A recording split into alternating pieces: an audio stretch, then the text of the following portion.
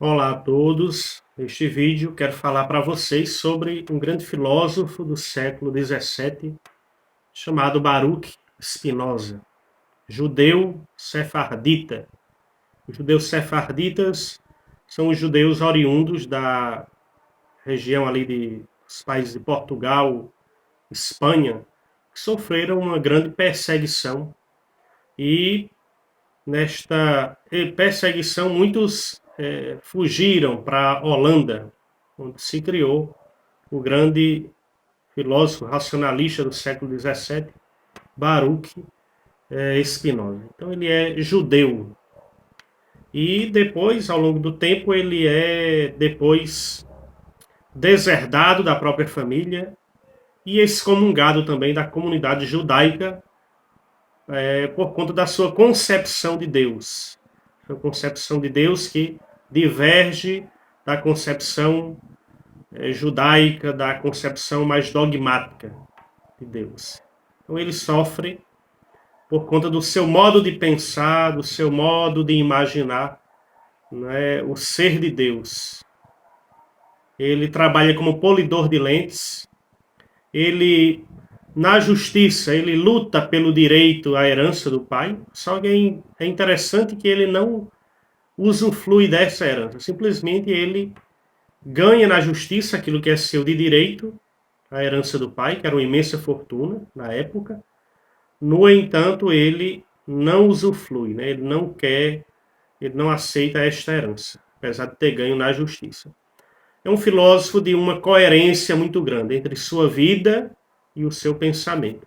Viveu realmente de maneira muito humilde. Trabalhou como polidor de lentes. É um dos primeiros filósofos na história da filosofia a viver do próprio trabalho.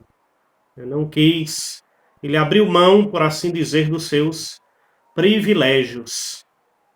E ele é um grande crítico desta concepção tradicional ou dogmática de Deus. Ele recebe uma grande influência da escolástica, do platonismo renascente naquele período e do Descartes, que é o pai da filosofia moderna. Então ele recebe, o seu pensamento é marcado por essas três grandes influências aí. A filosofia da escolástica, esse platonismo renascente e o racionalismo moderno, do qual ele é filho.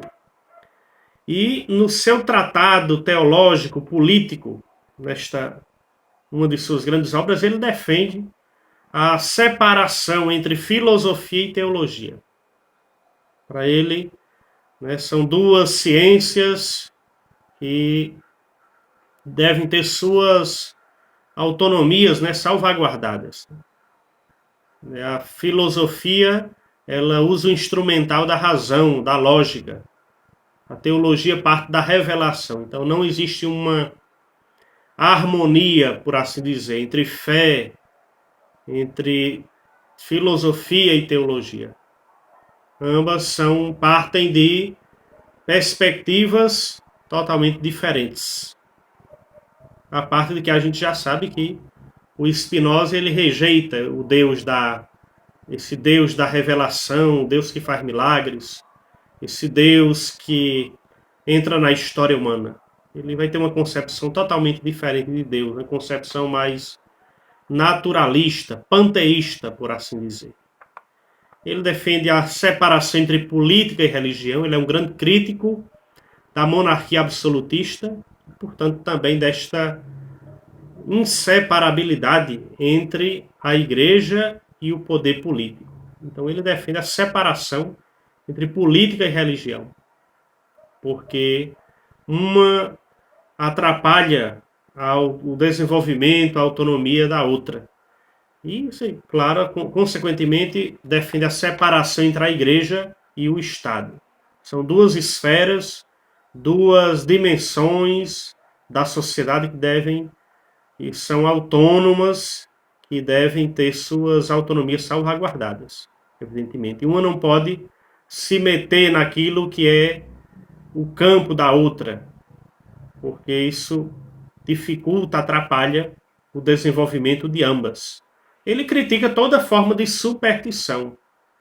Essa ideia de Deus, o Deus que faz milagres, essa ideia de idolatrar a figura do Papa, do imperador.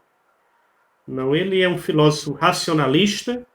Como todo bom racionalista, ele vai contra todo esse tipo de superstições. A respeito, ele realiza uma interpretação histórica da Bíblia. Para ele, os 10 mandamentos não têm um valor universal, por exemplo. Valem para o povo judeu.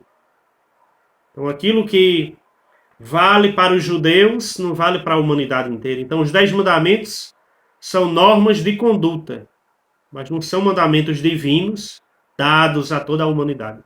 Foi dada ao povo judeu, valem para o povo judeu, e o que vale para eles, não podemos universalizar tudo isso. Porque a função da religião é uma função prática. No caso da religião dos judeus, é unir o povo judeu em torno de dogmas, em torno dos 10 mandamentos, em torno da Torá, em torno do que eles chamam de escritura. Então a religião ela tem uma finalidade prática. Ele realiza uma interpretação histórica da escritura, da Bíblia. Aquilo que talvez, não sei se poderíamos fazer uma ponte aí com Kant, quando ele escreve uma obra, A Religião nos Limites da Pura Razão. Ou seja, a interpretação da escritura, da religião de Deus, mas nos limites estritamente racionais. Poderíamos ver aí até um elemento de convergência com o pensamento de Kant, o grande nome do iluminismo, um grande filósofo também que marca a história da filosofia. Ele quer fundar uma ética aí unicamente baseada na razão também. Ele escreveu um tratado intitulado Ética Demonstrada à Maneira dos Geômetras. Num período onde tem uma grande crise na ética, na moral, ele quer fundar uma ética, uma moral, mas estritamente nos limites da pura razão. Ele é um racionalista. Eu já falei muito que ele tem uma concepção de Deus que diverge da concepção dogmática e tradicional judaica. Mas dessa concepção do Deus de Spinoza, nós falaremos no próximo vídeo. Espero que tenha ficado claro para vocês esses dados mais gerais e fundamentais do pensamento deste grande filósofo do século XVII, Baruch Spinoza. Se inscreva aí no nosso canal e compartilhe aí o nosso vídeo.